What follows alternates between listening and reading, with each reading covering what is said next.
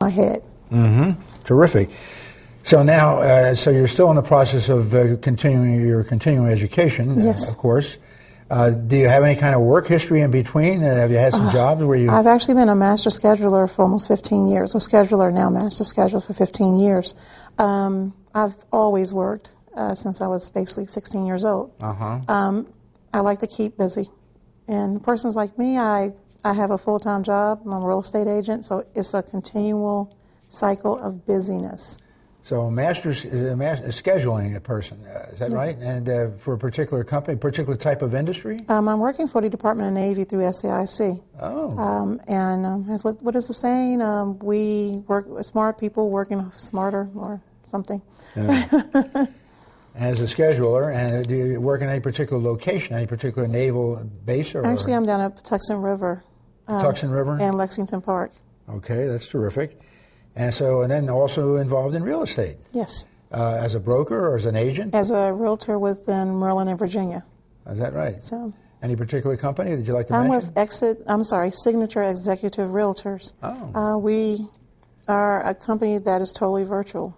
We like to deal with clients. Virtual? Virtual. So people come in the office and you don't have to take them out to show them all the different sites? Actually, they don't even come to the office. They don't have to leave the office? No, they'd never come. They can look through hundreds of different locations, pick out maybe 5 or 6 or 10 of them, and then go out to see those 5 or 6 actually visit even them. better than that. Imagine being in your home and I'll send you listings and you get all the listings in your home. You can choose what you like, what you don't like, and you'll tell me find more.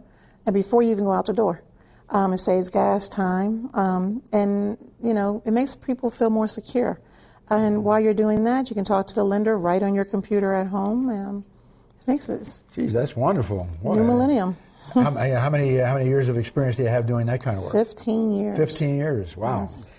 You're going to continue on with that? I guess, well, now you're an author, now you're a writer, and I guess the next good logical question would be, how did you decide with getting a couple of master's degrees, raising a family of 6 children, keeping a home, a husband, doing real estate, doing scheduling for the Navy?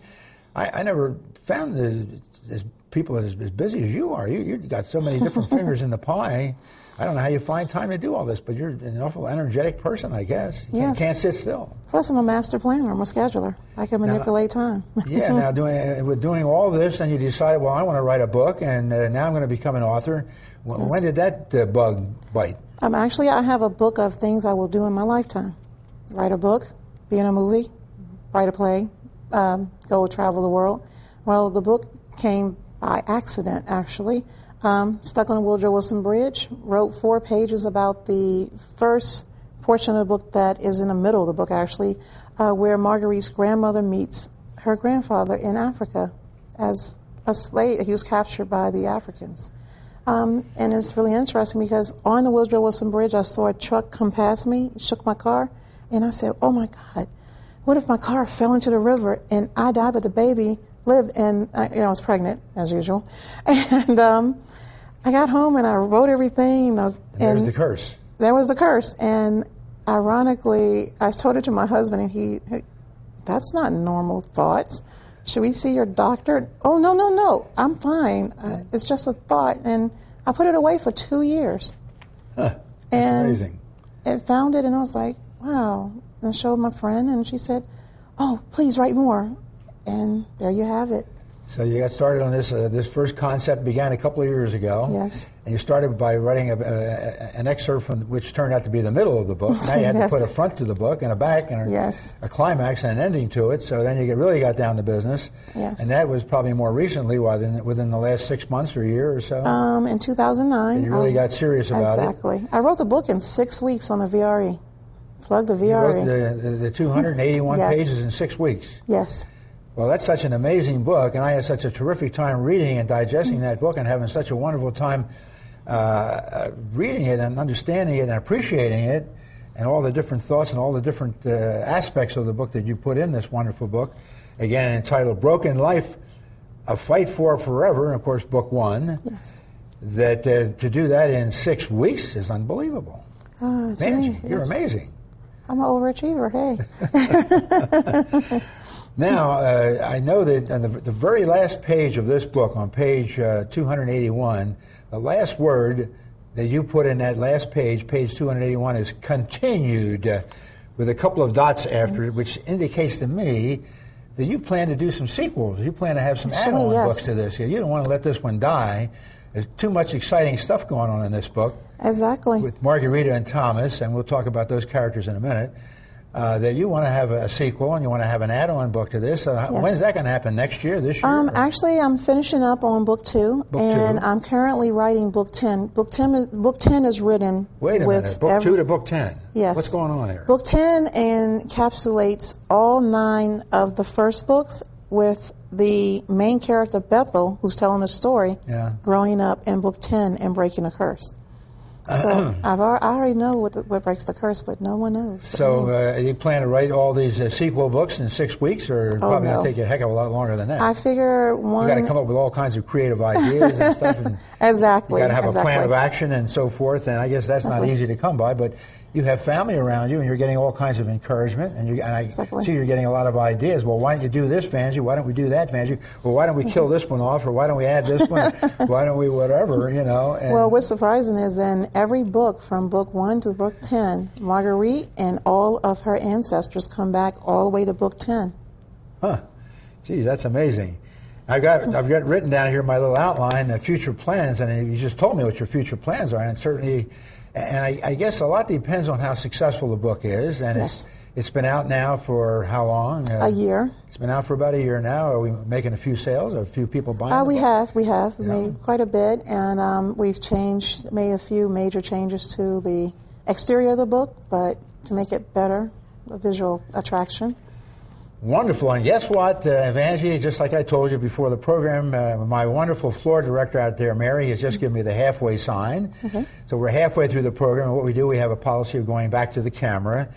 Ladies and gentlemen, to reintroduce our show so you know who I am, who this program is, and who my wonderful guest is for tonight's program. Again, I'm John Monsul, the creator, the producer, and the host of this program called Communicating Today. We've been on Channel 10 for a long, long time, over 20 years, approaching show number 600, which we hope to achieve sometime in the not-too-distant future. We come on 3 times every week, every Wednesday evening in prime time at 8:30, every Friday morning for you early birds who are driving along in your car, and you probably can't see my show, at 6:30 a.m., and every Sunday afternoon at 3:30 when the Redskins games are on, so you probably can't see my show either because you're watching the Redskins play the New York Giants or the Dallas Cowboys. But in any event, these are when our program comes on. Our very special guest is sitting right alongside him here, this lovely lady from Washington, D.C., by way of suburban Maryland and now in Virginia. Lovely family, 6 children, has written a terrific book which is sitting and pictured right here on our desk, the title of which is called Broken Life, A Fight for Forever, and this is her first book, book 1. And we encourage you folks to buy this book because I just finished reading it a couple of days ago. It's 281 pages, 22 chapters of excitement, of romance, of love, fear, adventure, anticipation, intrigue, and it's all about the history of slavery in the early 1800s. And this is a terrific book. I loved it.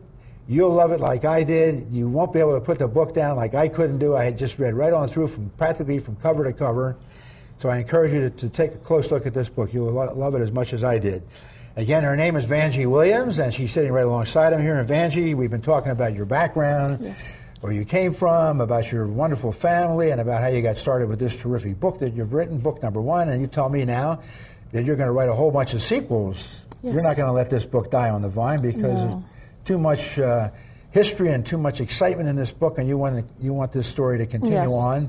And you're talking about up to 10 books, 10 sequels of this doggone thing. This is wonderful. And you're not going to do it in the ongoing books in 6 weeks like you did this one. That was amazing. You'll write a wonderful book like this in only 6 weeks, but you're going to spend probably a heck of a lot more time trying to come up with new ideas and new characters and all kinds of wonderful things. Right. This is now, I guess it's classified as a historical romance novel, is what I found out it to be. And you came up with this title. And how did you come up about creating the title for the book? Imagine your life is broken, and you're trying to fight for your life.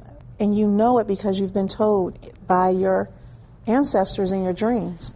So basically, the young lady has a box that's been handed